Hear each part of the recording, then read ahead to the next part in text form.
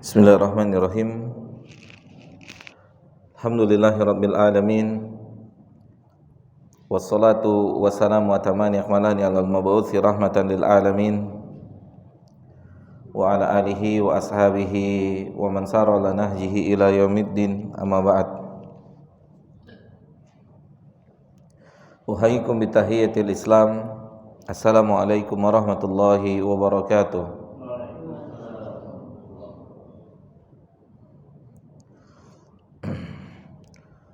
Alhamdulillah, kita bersyukur pada Allah Subhanahu wa taala, jamaah yang dimuliakan oleh Allah, dipertemukan kembali dalam kegiatan yang bermanfaat insyaallah untuk kita, yaitu kegiatan belajar ilmu agama. Semoga Allah jalla dzikruhu memberikan taufik dan hidayahnya untuk kita semua di dalam majelis ini, sehingga kita bisa mendapatkan ilmu yang bermanfaat dalam majelis ini dan juga mendapatkan kebaikan-kebaikan yang banyak yang dijanjikan yang terdapat di dalam majelis ilmu. Dan pada kesempatan kali ini kita kembali akan mempelajari satu karya ilmiah, mencoba mengambil faidah dari salah satu karya ilmiah yang ditulis oleh Fadilatul Syekh Shalih Al-Munajjid hafizahullahu taala, yang beliau berikan judul Muharramatun istahana biha katsirun minan nas. Perbuatan-perbuatan yang diharamkan di dalam agama ini diharamkan oleh Allah dan Rasul-Nya, akan tapi kebanyakan manusia menganggap perbuatan ini adalah sebagai perbuatan yang sepele. Dan pada kesempatan kali ini insyaallah kita akan mencoba mendapatkan faidah dari apa yang ditulis oleh Fadilatul Syekh hafizahullahu taala, yaitu salah satu dosa di antara dosa yang dia termasuk bagian dari dosa besar. Akan tetapi hal ini banyak disepelekan oleh manusia. Sebelum kita masuk ke dalam pembahasan kita, kira-kira apa yang membuat manusia menyepelekan sesuatu? Bukan hanya mencuri atau menyepelekan, itu dasarnya apa biasa? Kenapa? Menyepelekan, merendahkan, apa Rian? Apa? Hal yang sudah lumrah.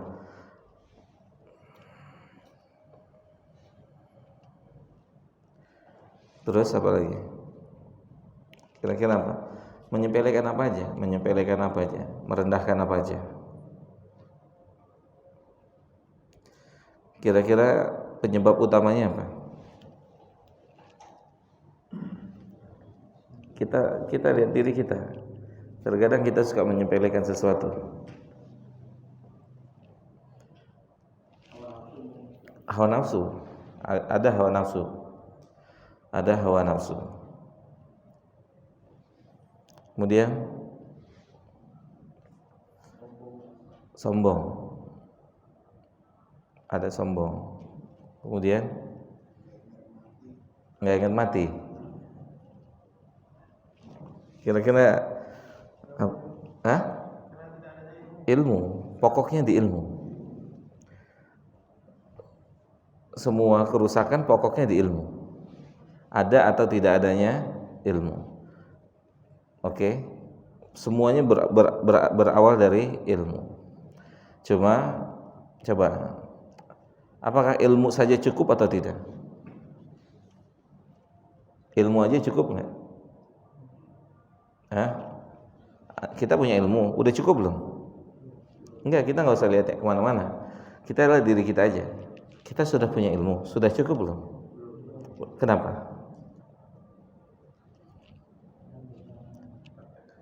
Kenapa? Kita sudah punya ilmu, kita tanya lagi. Dari ilmu yang kita punya, semuanya diamalin apa enggak? Oke? Dari ilmu yang kita punya, berapa persen yang kita amalkan? Berarti sekedar punya ilmu enggak cukup. Karena setan punya ilmu saat setan enggak mau sujud sama Adam. Setan bukan enggak punya ilmu.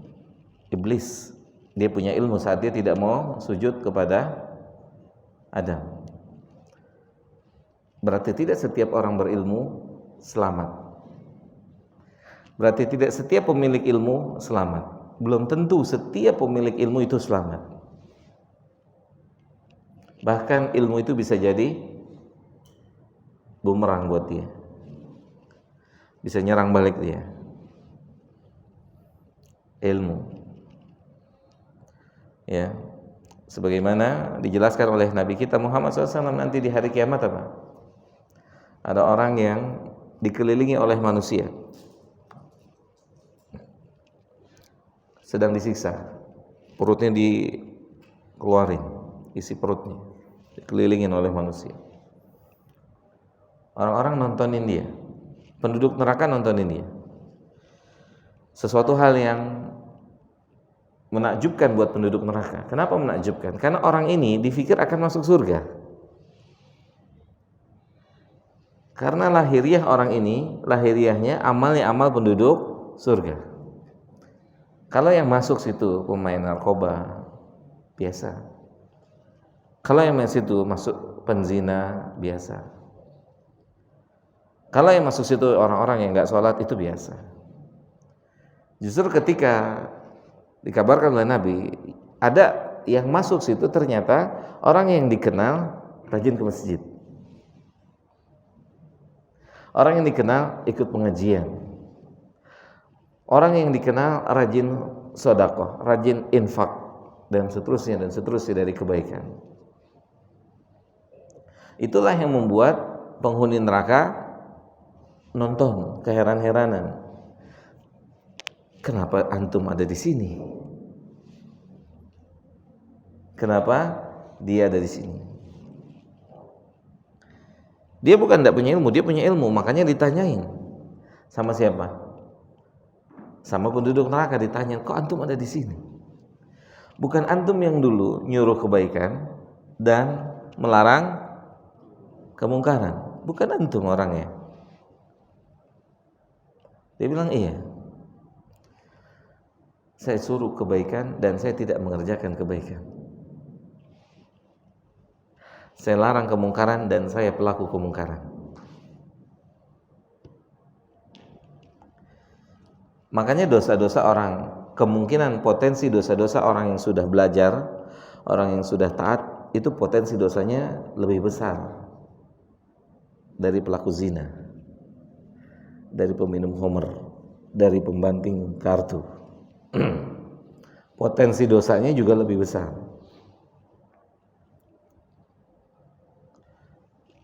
Kalau kita berpikir kasihan sama pelaku zina, sama orang-orang yang belum sholat, terlalu suci kita. Kita pun harus mikirin diri kita. Karena besok saat ketemu Allah, saat Allah terima selamat. Tapi kalau Allah nggak terima, apa yang terjadi? Kalau nggak diterima sama Allah, apa yang terjadi? Kalau Allah terima amal soleh kita, kebaikan kita, ketaatan kita, selamat. Tapi kalau nggak diterima, apa yang terjadi? Hadis, apa kata Nabi? Apa yang terjadi? Allah akan bilang, kadzabtum, bohong antum, bukan buat saya, bukan untuk saya, tapi karena antum panitia kajian, tapi karena antum ingin dapat nama, tapi karena antum ini dan itu, bohong antum, bukan buat saya.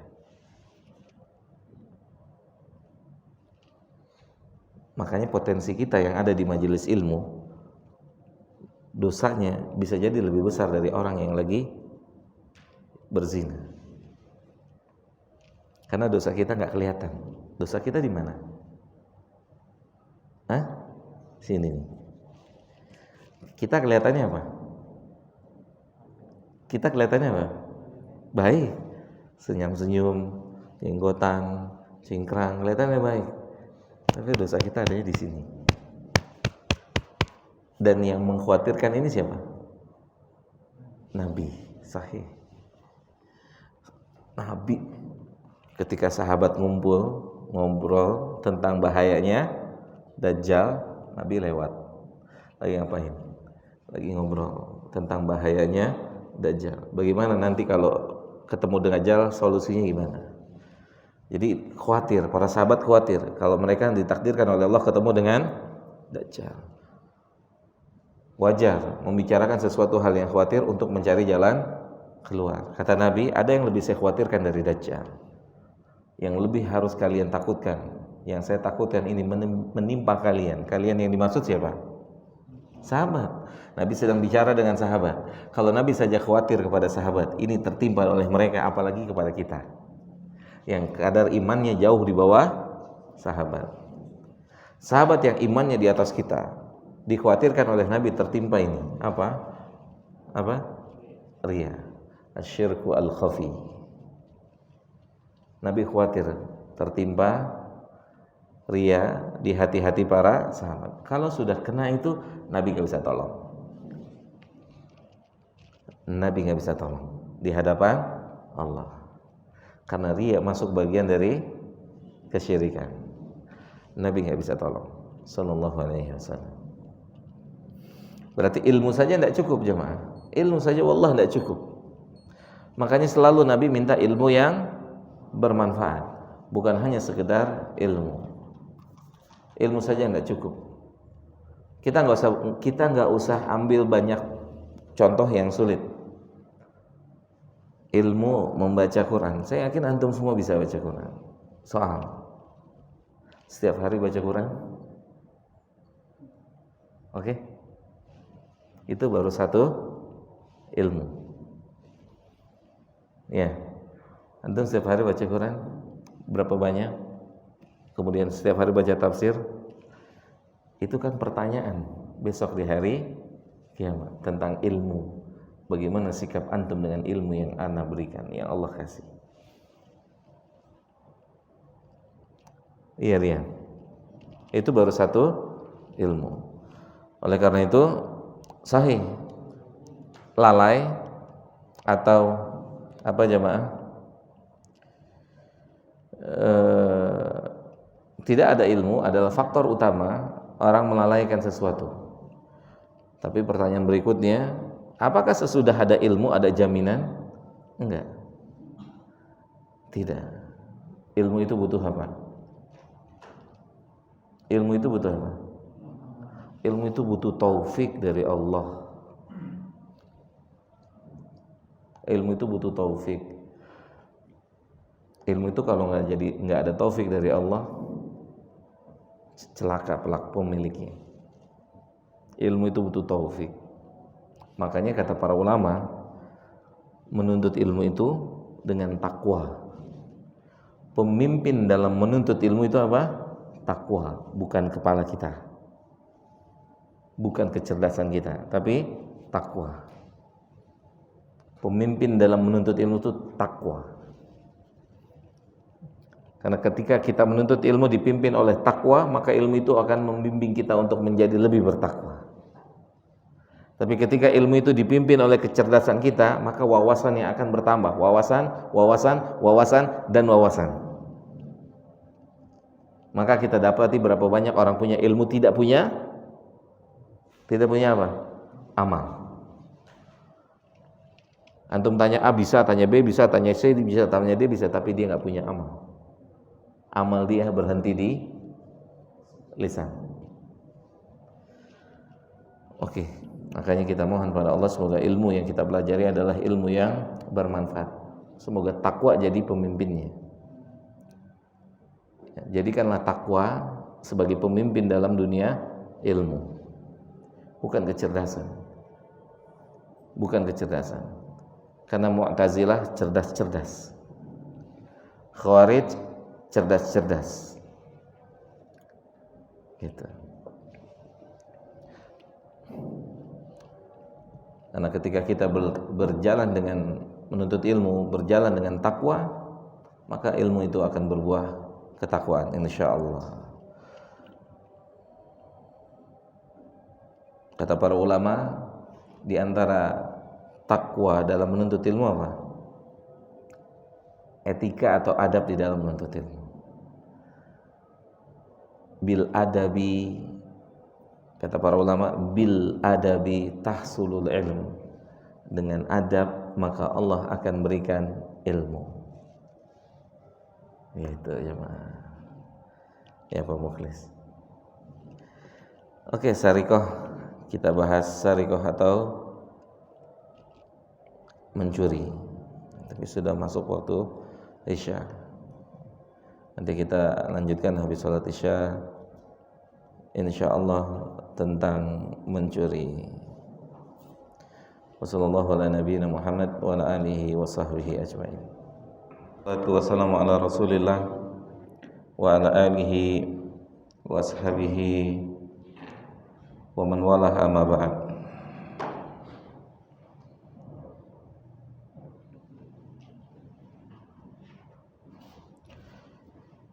Baik, jamaah yang dimuliakan oleh Allah, kita lanjutkan kajian kita di malam hari ini dari pembahasan kitab Muharramatun Istahana Biha Katsirun Minan Nas, karya Fadilatul Syekh Shalih Al-Munajjid hafizahullahu taala. Semoga Allah memberikan pertolongan pada kita di majelis ini sehingga ilmu yang kita dapatkan bisa menjadi ilmu yang bermanfaat, ilmu yang menjadikan kita semakin takut kepada Allah Subhanahu wa taala, ilmu yang menjadikan semakin rindu berjumpa dengan Allah Subhanahu wa taala. Mencuri adalah salah satu bagian dari dosa besar. Penulis hafizahullah ta'ala mengawali tulisannya ketika beliau memasukkan mencuri bagian daripada dosa besar. Beliau awali dengan firman Allah dalam surah apa? Al-Maidah ayat yang ke 38. Dalam surat Al-Maidah ayat ke-38. Silakan Rian baca. Rian bisa cari tafsir As-Sa'di enggak Rian? Enggak punya.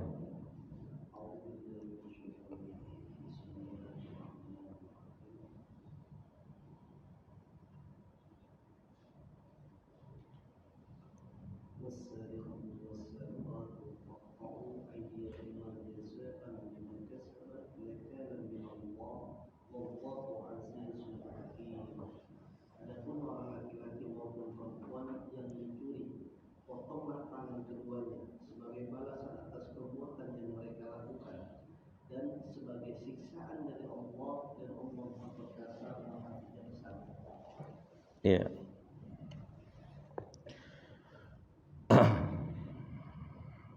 Allah mengatakan wasariku wasariqatu, pencuri laki-laki maupun pencuri wanita, yang menunjukkan mencuri bisa dilakukan oleh laki-laki dan perempuan. Fadilatul Syekh Abdurrahman As-Sa'di di dalam tafsir yang mengatakan, kalau punya tafsirnya, ada yang punya tafsirnya Syekh Abdurrahman Sa'di? Di PDF ada, download. Minimal handphonenya ada tafsir As-Sa'di, sehingga Al-Quran tidak difahami dengan sendiri. tidak difahami dengan hanya kemampuan bahasa, ya, itu akan menghasilkan kekeliruan yang banyak. Quran harus difahami oleh pemahamannya para ulama. Minimal tafsir Syekh Abdurrahman As-Sa'di. Kenapa? Karena sederhana, bahasanya sederhana. Tafsir beliau sederhana. Ketika antum baca tafsir Al-Imam Ibnu Katsir, kebanyakan antum akan kesulitan. Karena pembahasannya sangat luas. Tapi Fadilatul Syekh Abdurrahman Sa'di memang memberikan atau menulis tafsir itu tidak banyak pembahasan meluas, kecuali hanya pembahasan yang berkaitan dengan ayat-ayat itu saja. Minimal ketika kita membaca Al-Quran, mencoba untuk memahaminya, jangan kita fahami hanya dengan kemampuan bahasa kita. Karena di antara ketergelinciran pribadi manusia ataupun sekelompok manusia dari kebenaran saat dia memahami ayat dan hadis hanya dari sisi bahasa yang dia kuasai, hanya dari sisi bahasa yang dia kuasai. Ini adalah salah satu di antara faktor sejarah mencatat, di antara salah satu faktor kesesatan Khawarij. Memahami ayat Al-Quran dengan pemahaman yang salah ataupun keliru. Beliau tidaklah mengkafirkan pemerintahan Ali bin Abi Thalib kecuali dengan ayat. Sahih? Kalau antum baca sejarah, Khawarij ketika mengkafirkan pemerintahan Ali bin Abi Thalib itu bukan tanpa dalil, dengan dalil, akan tapi salah di dalam memahami atau pemahaman, sehingga dibantah oleh para ulama. Untuk mereka kalimatu haqqin urida biha batil. Dalilnya benar, maksudnya benar adalah dari sisi Allah. Tidak diragukan kebenaran Al-Quran itu dari sisi Allah itu benar. Tetapi kalian memahaminya dengan pemahaman yang salah ataupun batil. Ya, dan di antara faktornya adalah karena memahami ayat ataupun hadis hanya sebatas dari kemampuan bahasa ataupun lughah. Ya, bahasa ataupun lughah. Ketika mereka memahami lafaz kafir, kafir keluar dari Islam. Padahal tidak setiap lafaz kafir di dalam Al-Quran keluar dari Islam. Sebagaimana dikatakan oleh ahli tafsir terbaik di bumi ini. Siapa? Ibnu Abbas. Lafaz kafir tidak semuanya keluar dari Islam. Ada yang disebut dengan kufrun duna kufrin. Lafaz kafir tetapi tidak dimaksudkan oleh Allah mengeluarkan pelakunya dari Islam. Kufrun duna kufrin. Ini butuh pemahaman. Tidak hanya sebatas letterlock bahasa. Kalau hanya mengandalkan letterlock bahasa dan kemampuan bahasa yang kita miliki, maka kesalahannya akan jauh lebih besar. Peluang untuk salah akan jauh lebih besar. Kalau kita berjalan memahami ayat, memahami hadis, jamaah yang dimuliakan oleh Allah, hanya sebatas mengandalkan kemampuan bahasa. Dan sejarah mencatat Khawarij demikian. Khawarij, ya, penyimpangan beliau atau penyimpangan sekte ini diantaranya karena memahami ayat atau hadis hanya dari sisi lughah ataupun bahasa.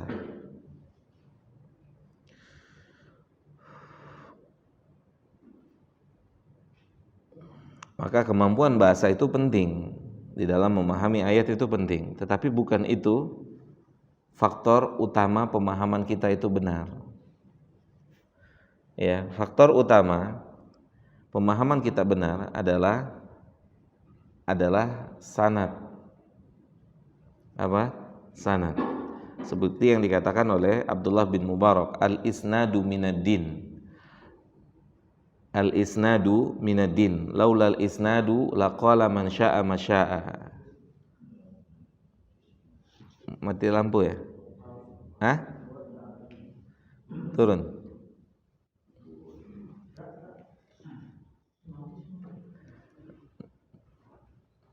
Di luar nyala.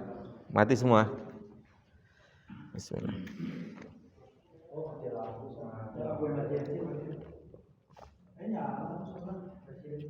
Nyala sebelah.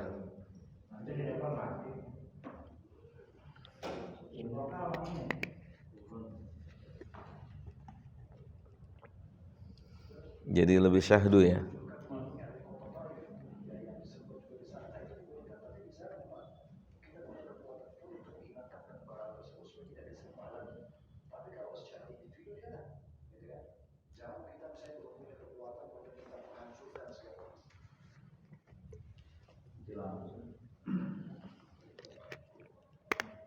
Di lampu ya. Oke, khair. Antum nggak bisa lihat buku ya? Hah? Ya, ngebayangin ulama dulu kalau mau belajar begini. Hah? Iya. Makanya ulama dulu itu banyak yang buta. Karena belajarnya begini. Kalau mau belajar nyalain lilin. Jadi lampunya di depan mata dia. Makanya banyak yang buta.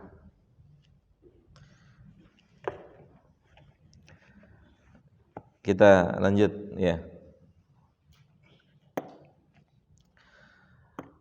Mudah-mudahan nggak kedengaran suara ngorok ya. Hah? Oke. Jadi penting dalam dunia pemahaman, terutama tafsir, minimal antum punya pegangan. Adik. Apaan tuh? Oh. Minimal punya pegangan, dan minimal tafsir pegangannya adalah tafsir Fadilatul Syekh Abdurrahman As-Sa'di, atau disebut dengan tafsir As-Sa'di. Itu minimal itu. Sederhana, tapi paling tidak memutus sanad. Tidak memutus sanad. Apa yang dimaksud dengan sanad? Sanad itu adalah penyandaran ilmu. Penyandaran ilmu. Seperti yang dikatakan oleh Abdullah bin Mubarak, al-isnadu minad-din, laulal isnadu laqala man syaa ma syaa. Rahimahullah. Imam Abdullah bin Mubarak mengatakan sanad itu bagian dari agama. Maksudnya gini, ketika seseorang berbicara agama, maka yang terpenting dari apa yang disampaikan adalah penyandaran kepada siapa ucapannya disandarkan. Itu. Nah, kebanyakan kita di antara kekeliruan hari ini itu hanya mengedepankan kepintaran. Kepintaran itu penting, tetapi ketika kepintaran berhadapan dengan penyandaran, maka kepintaran itu tidak boleh mengalahkan penyandaran. Saya ulang ya, di dalam dunia ilmu dibutuhkan kepintaran, tetapi ketika kepintaran itu berhadapan dengan sandaran, maka kepintaran itu harus dikebelakangkan dan harus didahulukan sandaran. Maksudnya ini, misal ketika kita bicara tentang satu hukum dalam masalah agama, ya, kemudian dibahas dengan kepintaran ataupun kecerdasan, tetapi pembahasan secara kecerdasan, pembahasan secara kepintaran menyelisih pembahasan secara sandaran. Misal, seorang menyatakan haram, seorang menyatakan musik itu halal misalnya. Misalkan seseorang menyatakan musik itu halal dengan kepintarannya, dengan kecerdasannya, tapi kepintaran dan kecerdasannya menyelisihi sandaran. Sandarannya kemana? Siapa yang menyatakan musik itu halal? Apa sandarannya? Itu bisa dipahami? Maka di dalam itulah salah satu karakter atau ciri utama manhaj salaf.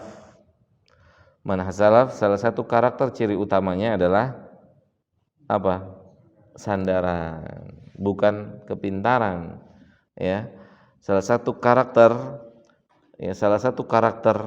dari manhaj salaf adalah penyandaran.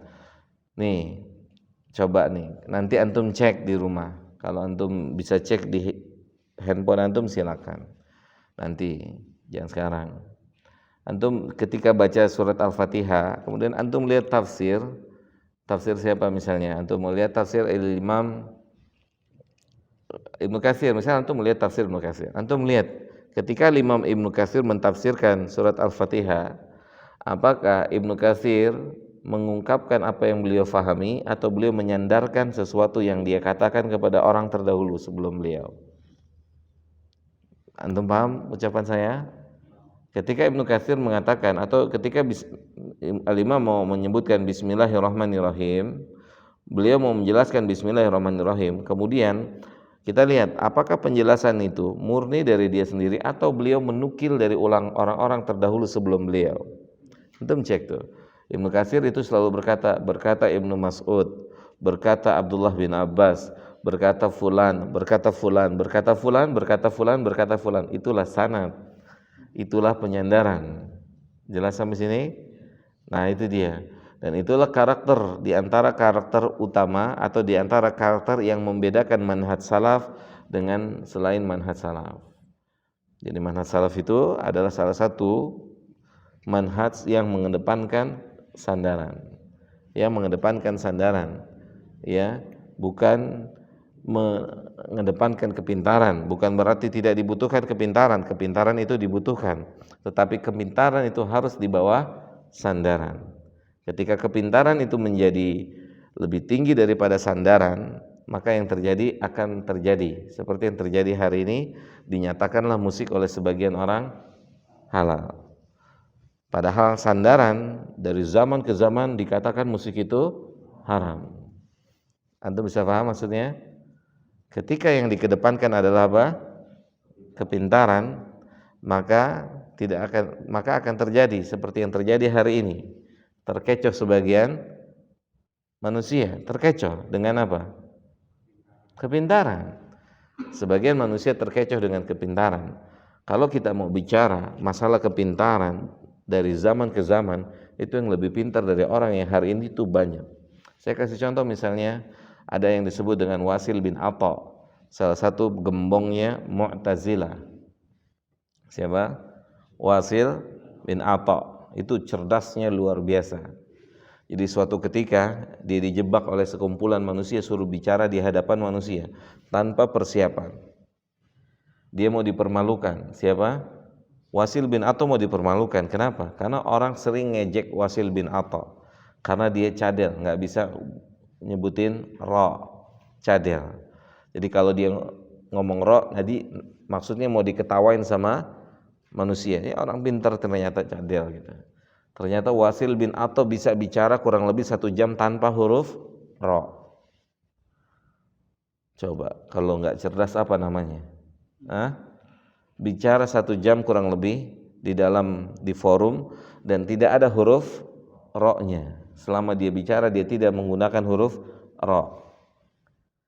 Misalnya kita mau bilang terima kasih, maka dia ganti dengan sinonim terima kasih yang tidak menggunakan huruf ro dan tanpa apa? Tanpa persiapan. Wasil bin Atha, kecerdasannya luar biasa. Tapi Mu'tazilah.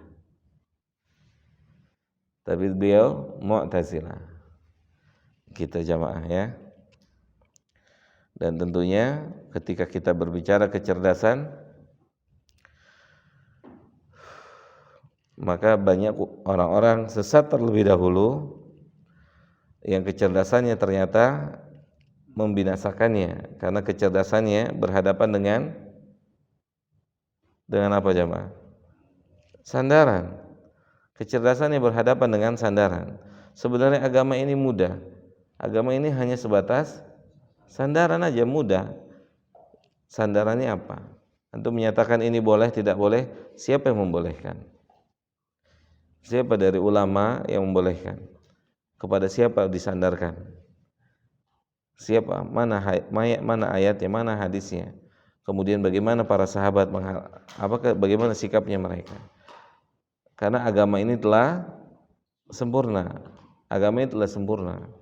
Yang halal telah dinyatakan halal, yang haram telah dinyatakan haram. Apalagi kalau itu masa atau apalagi ketika perkara itu adalah perkara yang juga ada di masanya Nabi SAW.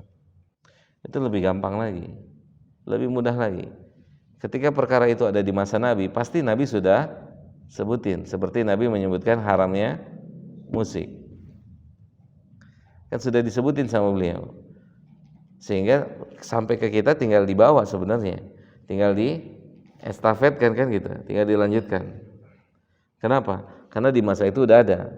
Berbeda dengan ketika satu momen satu peristiwa yang di masa Nabi nggak ada. Seperti apa? Pesawat di masa itu nggak ada. Oke? Maka yang dipakai adalah fatwa ulama yang berbicara ketika adanya pesawat. Tidak bisa digunakan fatwa ulama-ulama yang sebelum adanya pesawat. Bisa difahami sampai sini? Di masa Nabi tidak ada. Oke, di masa Nabi tidak ada pesawat. Maka ketika kita mau berbicara pesawat terbang untuk menentukan jarak, untuk menentukan safar, untuk menentukan jamak, untuk menentukan qada, maka kita lihat bagaimana penjelasan para ulama itu tentang pesawat terbang yang digunakan sebagai alat transportasi hari ini.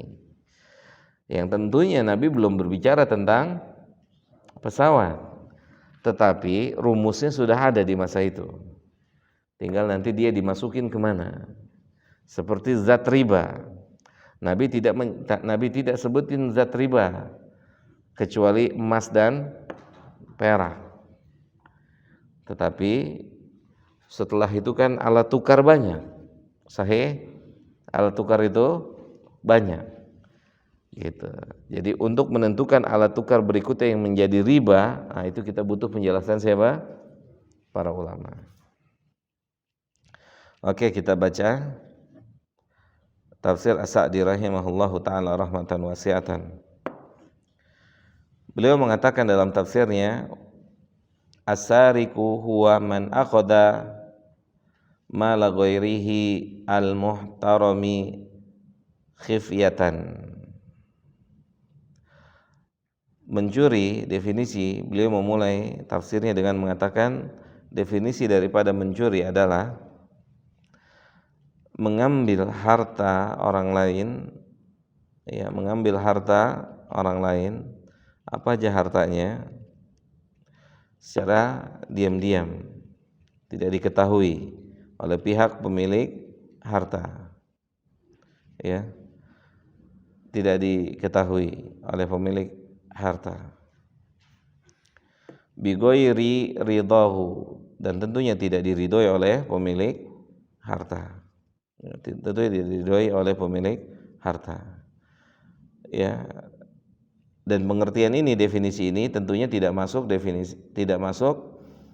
dalam definisi ini ketika orang tua mengambil harta anaknya. Maka ketika orang tua mengambil harta anaknya tidak dikatakan mencuri. Ketika bapak mengambil harta yang ada di rumah anaknya, handphone misalnya, sepeda motor misalnya, maka sang ayah tidak dikatakan mencuri. Kenapa? Misalkan ada bapak antum datang ke rumah antum, ngelihat antum punya laptop, terus laptop antum dibawa sama dia. Apakah bapak antum sebagai pencuri? Kenapa?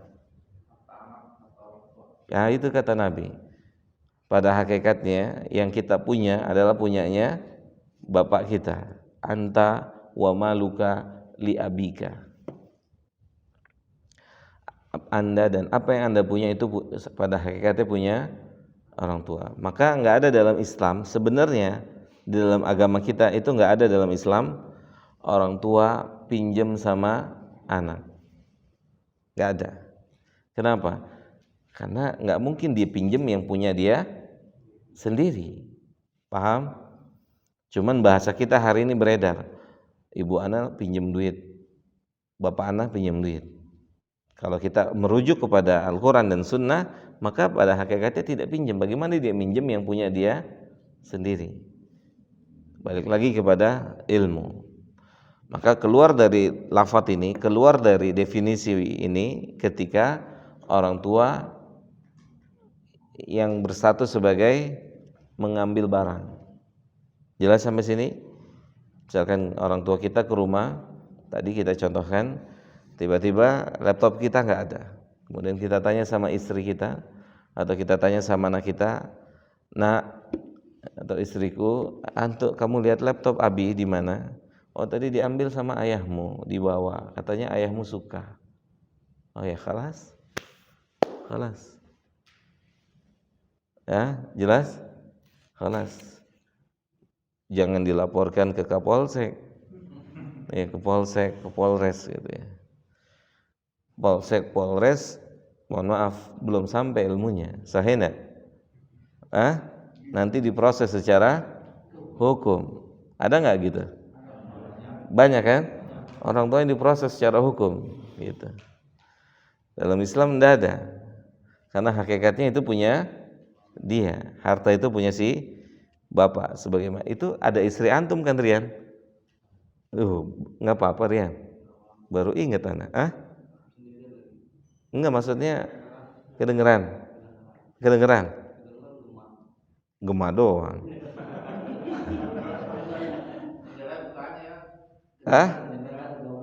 Ya antum duduk situ aja tuh Rian, dekat jendela. Udah aman. Nah antum cek dulu. Nah gitu. Panggil bilang yang gitu. Cek dulu. Geser dikit nih, digeser ke arah depan Rian. Nah, masih ada nggak Rian?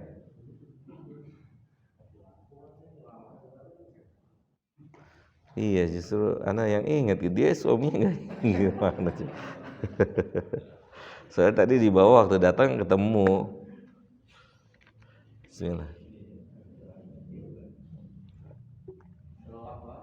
Gelap ya?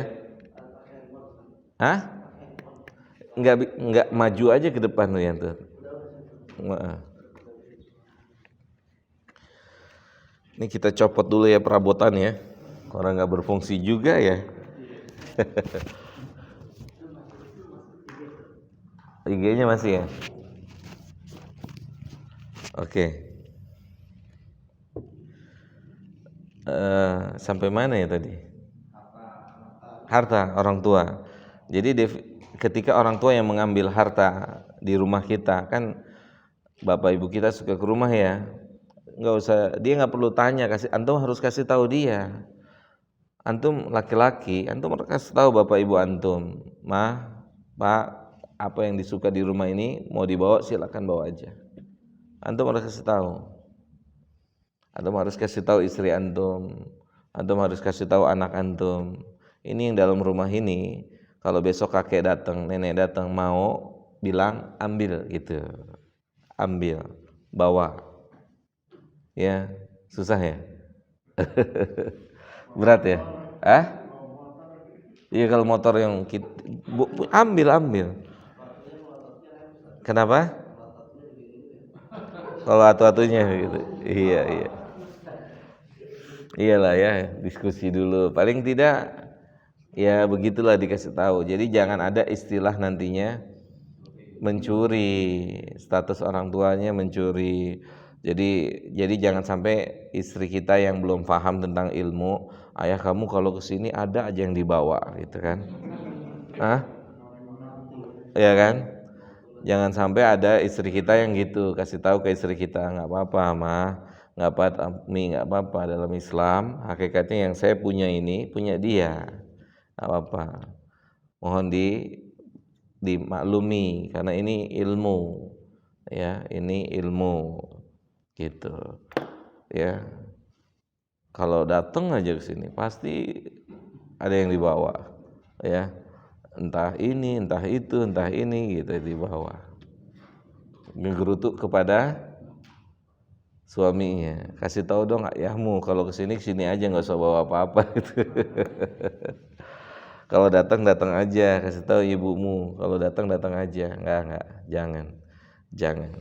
Antum laki-laki harus kasih pengertian kepada istri antum, karena istri antum tidak jadi surga buat antum, tetap surga antum di bawah ibu antum. Sahih, surga kita itu tetap ada di orang tua kita laki-laki. Bukan berarti kita tidak memuliakan istri kita, tidak. Gitu. Bilang sama mereka jangan pernah minta dibandingkan dengan ibu kita, nggak pernah bisa sebanding. Oke? Nanti dia juga akan mendapatkan perlakuan yang sama dari anak-anak kita. Anak-anak kita akan muliakan istri kita. Ketika kita memuliakan ibu kita, anak kita kan ngelihat ya. Iya enggak? Ketika kita memuliakan ibu kita, kan anak kita ngeliatin ya. Diliatin. Nanti mudah-mudahan dengan izin Allah, anak-anak antum pun akan memuliakan istri-istri antum. Gitu. Karena antum memuliakan ibu antum. Antum memuliakan ibu antum. Antum lebih mengedepankan mereka, yaitu mengedepankan ibu antum. Oke? Ada soal? Ada pertanyaan?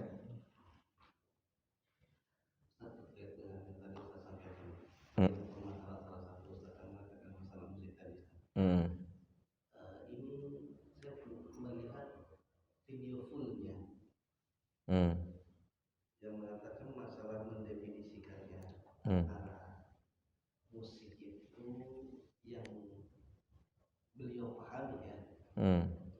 Syair itu kan menjadi bagian dari musik. Sementara ulama-ulama dari kalangan salaf mereka tidak mendefinisikan seperti itu. Apakah ini berbeda dalam masalah definisi juga, ataukah hanya sebatas hukum fikih saja? Iya tentunya ini berbicara tentang fikih, betul. Fikih pun penyandaran, Rian. Gini, sahih nanti akan berbicara tentang rajih dan marjuh. Hukum fikih pasti akan berbicara tentang pendapat yang kuat dan pendapat yang lemah. Ya, sahih hukum fikih akan ada dua. Ya, keumuman akan berbicara tentang rajih dan marjuh. Pendapat yang kuat dan pendapat yang lemah. Ketika agama ini, ya, oke, ketika misalnya, ketika memang sudah jelas lemah dan kuat, maka seharusnya, dan apalagi lemah dan kuatnya mu'tabar. Mu'tabar artinya diakui setelah dilakukan penelitian. Satu pendapatnya lemah, satu pendapatnya kuat, mu'tabar, ilmiah. Maka kita tidak berjalan di atas pendapat yang lemah. Gitu. Nanti kalau misalnya lemah dan kuat dijadikan sandaran untuk menentukan hukum, ya, dijadikan sandaran untuk menentukan hukum, maka seharusnya hari ini juga ada madhab atau ada sekelompok manusia yang membolehkan anak perempuan yang nikah dengan laki-laki tanpa wali. Karena ini salah satu juga pendapat para ulama, ya, pendapat ulama. Antum paham maksud saya? Di antara pendapat ulama ada yang berpendapat bolehnya seorang wanita menikah tanpa wali. Oke. Tapi pendapat ini lemah, dan ini pendapat ulama. Pendapat ini lemah berhadapan dengan pendapat dengan dalil-dalil yang ada dan jumhur ulama. Kenapa ini nggak diangkat? Paham dan antum? Antum paham nggak? Kenapa ini nggak diangkat? Kenapa manusia tidak menjalankan nikah tanpa wali? Kenapa antum mengatakan pendapat ini lemah, tidak bisa digunakan? Kenapa untuk musik antum nggak bilang begitu? Paham nggak? Iya dong. Seharusnya ketika kita ilmiah, antum lihat apa kata ulama, mana rajih, mana marjuh. Gitu. Mana rajih, mana marju, mana yang kuat, mana yang lemah. Ketika lemah kita bilang pendapat ini lemah menyelisihi dalil. Pertama itu, pendapat ini lemah menyelisihi dalil. Dan kedua, setelah itu menyelisihi dari masa ke masa, dari ulama masa ke masa. Dari ulamanya sahabat, ya, dari ulamanya tabi'in, tabi'ut tabi'in dan seterusnya sampai hari ini, ya. Semuanya atau jumhurnya mengatakan haramnya musik, haramnya musik. Oke, ada minoritas di antara Ibnu Hazm itu. Oke, tapi Ibnu Hazm kan berhadapan dengan siapa? Dengan ulama yang semasa dengan dia atau yang sebelum dengan dia. Oke, manusia bisa salah, bisa benar. Manusia diambil yang benarnya. Ibnu Hazm berhadapan, apakah mau dipegang pendapatnya Ibnu Hazm yang menyatakan halalnya musik atau diperbolehkannya musik? Gitu. Padahal pendapatnya berhadapan dengan ayat dan hadis serta ijma'nya para atau jumhurnya para ulama. Seperti itu. Makanya tadi dibutuhkan penyandaran. Oke, kita nggak menutup mata tentang adanya khilafiyah. Tapi khilafiyahnya menghasilkan lemah dan kuat atau tidak? Kalau keduanya kuat, ya sudah kita sama-sama berlapang dada. Kalau khilafiyah itu kuat, maksudnya kedua pendapat itu sama-sama kuat. Seperti misalnya antara turun sujud kaki dengan tangan, maka khilafiyah ini khilafiyah yang kuat. Keduanya kuat, keduanya pegang dalil dari masa ke masa sampai masa kita hari ini. Maka satu dengan lainnya tidak bisa saling mengatakan rajih dan marjuh, kuat dan lemah, tapi keduanya kuat sehingga difatwakan oleh sebagian para ulama, ya keduanya bisa berjalan. Sehingga tidak dinyatakan apa? Bid'ah salah satunya. Paham antum? Tidak dinyatakan bid'ah. Tetapi ketika salah satunya lemah, maka salah satunya bisa dikatakan bid'ah. Paham? Ketika salah satu di antara perbedaan pendapat ternyata pendapat yang satu lemah, maka pendapat yang satu bisa dikatakan bid'ah. Sesuatu hal yang baru. Ketika memang dia bersifat lemah, apalagi ketika dicek hadisnya nggak ada asal usulnya. Hadis maudhu, ya, hadis maudhu itu masih ada asal usulnya. Apa? Hadis maudhu itu masih bisa dicari asal usulnya. Tapi hadis maudhu tuh, ya.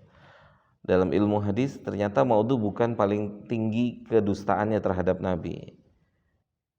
Ya, tapi hadis yang tinggi kedustaannya hadis palsu, la aslalahu, hatta sanad dan matannya secara palsunya nggak diketemukan. Tuh. Kalau hadis maudhu masih ada rentetannya. Paham nggak tuh? Rentetannya itu masih ada, walaupun nanti ketahuan di mana letak maudhu'nya. Tapi ada yang lebih dahsyat lagi, la aslalahu. Nggak ada asal muasalnya. Banyak yang disandarkan pada Nabi, la aslalahu. Kalau ulama udah bilang la aslalahu itu bukan sembarangan. Itu biasanya yang suka ngomong seperti ini ahlul hadis. Hadal hadis la aslalahu, nggak ada asal usulnya.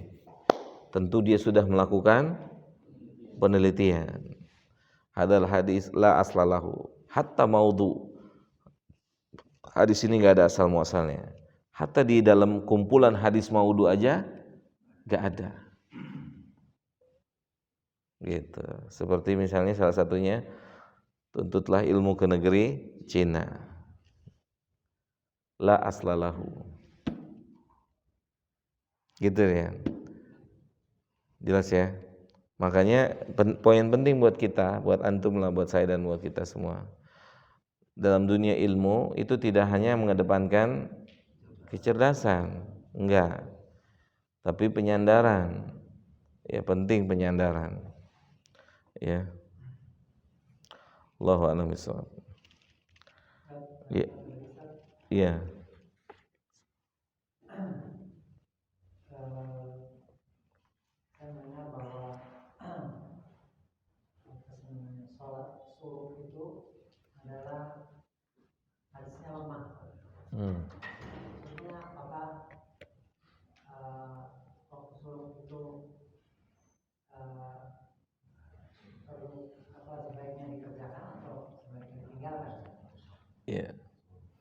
Ada khilaf memang di sini antar para ulama ahlul ilmu. Hatta penamaannya itu. Sebagian ulama tidak menamakan syuruk, salat syuruk, tapi salat duha. Syuruk itu waktu